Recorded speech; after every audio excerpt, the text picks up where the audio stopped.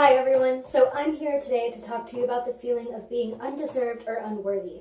So I think this is one of the most important belief systems that are so ingrained in each and every single one of our lives and thoughts and actions, even if they're completely on autopilot, which is why it's so important to recognize if you really do feel this way. Believing that you're unworthy or that you don't deserve your goals is the best and most surefire way to keep yourself from ever achieving anything that you truly want. Even if you're going for it, you can get in your own way, or you can self-sabotage, or things will just kind of happen that, push you to give up on yourself when you shouldn't. And a lot of that comes from the belief of either saying that I am worthy, I do deserve this, versus saying that, I really want this, but I'm not sure if it really is meant for me or if I'm qualified enough to have this certain goal, so I'm just going to talk myself out of it and maybe give up, but always kind of regret that I didn't do it.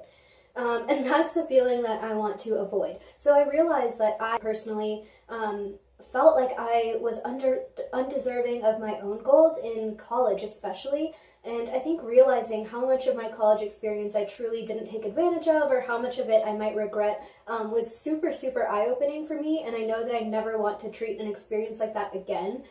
Basically, what I mean by regretting part of my college experience is that I started out as a neuroscience major my freshman year. So in high school and middle school, my whole education before, I knew that my strengths were English, were languages, arts, humanities. Those were kind of my things. That's what I was good at. But of course, you hear so much about the STEM world, about technology and education, about computer engineering being the future. So I thought, look, if I'm interested in psychology or in people or in humanities, I'm just going to take it to the most scientific level that I can, which is neuroscience. And I'm just going to magically gain the skills to be amazing at organic chemistry and all these things that have just only given me anxiety in the past.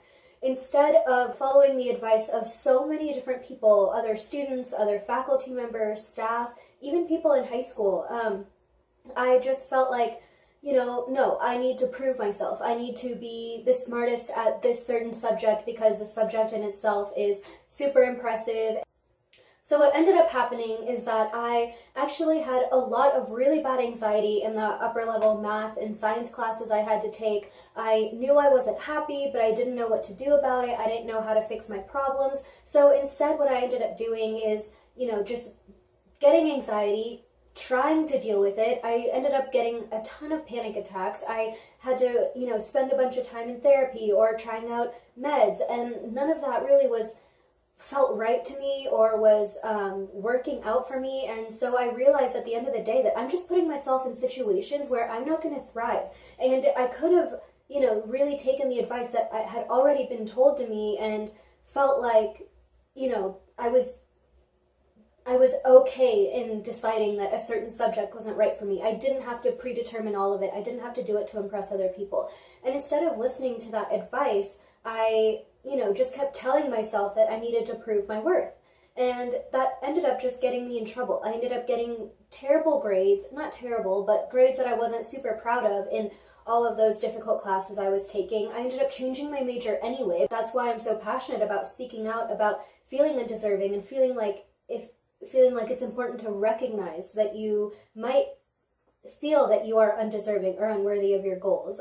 Because if you'd asked me that question 4 years ago, I would have said, no, I'm super smart, I'm intelligent, I have lots of friends, and, I can definitely do this. And it's not that I couldn't do it, it's what was the point in me doing it if I didn't care about it, if it was the complete opposite of all my strengths. And so I think the worst part about it was that I'd heard that same advice and I just didn't take it because I kept thinking of myself as outside of the audience that person was giving that advice to. I was like, you know what, yeah, maybe everyone else should follow their dreams, or maybe everyone else should take classes that they're interested in, but I don't deserve to. I don't feel like that is going to do anything good for me. But really that all came from a low sense of self-worth, or feeling like I didn't really deserve to be truly happy, like feeling like I needed to struggle in order to make it or to validate myself, which is the most absurd thought. So I've compiled a couple of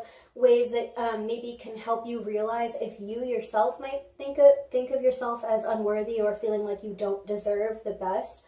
And that is when you find it difficult to set goals for yourself, when you find it difficult to picture your future in any capacity whatsoever, when you find it difficult to stick to any kind of certain plan, and when you just give up easily on anything that you're doing, whether it be a fitness goal or a life career or a major in college or anything. If you try new thing after new thing after new thing without really getting anywhere, it might be because you feel like you don't deserve that ultimate success. You have to realize that even if you are working towards it, if you deep down don't feel like you deserve it, then you might just self-sabotage. You might not ever actually get there. Not because you're not working hard, but because you don't feel like you deserve it.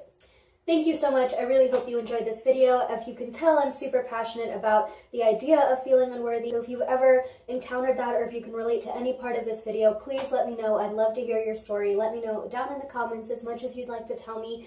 And if you are interested in this topic, I actually filmed a part 2 of this video. So in part 2, I'm going to address 4 ways that you can actually start helping yourself feel like you deserve your goals today. So thank you again so much for watching. Please like, comment, subscribe if you enjoyed this and want to see more content like it. And don't forget to follow part 2. I will link that in the description below. Thanks so much. Bye.